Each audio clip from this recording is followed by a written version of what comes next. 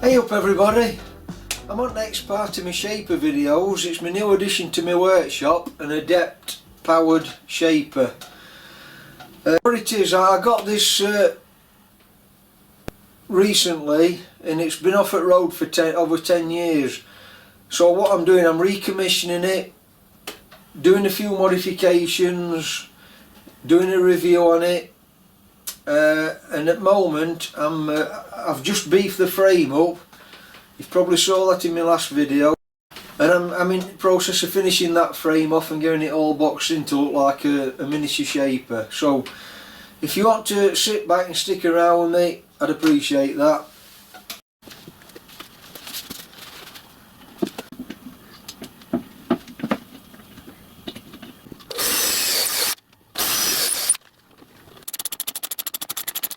I'm just marking up where the pulley is on the motor so I can cut an access hole out, then I'll put a cover over that access hole.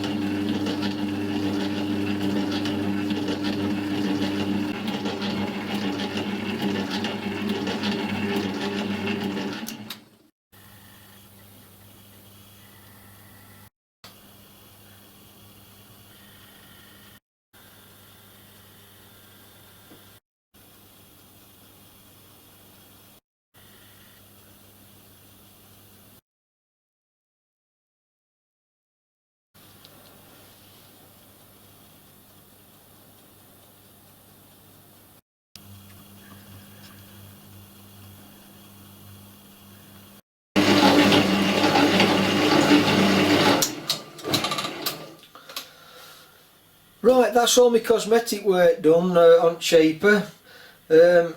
All the maintenance has been done, all the few little repairs have done, the modifications, etc, etc, all completed. Got the wiring all sorted out, etc. I've positioned it next to my BSA motorcycle, a 1956 shaping machine outside of my 1956 motorcycle. I thought that looked appropriate really. So in next video then, what I'm going to do, I'm going to get my dial test indicator on it and check all the relevant movements and the positions and find out how accurate they may be or may not be.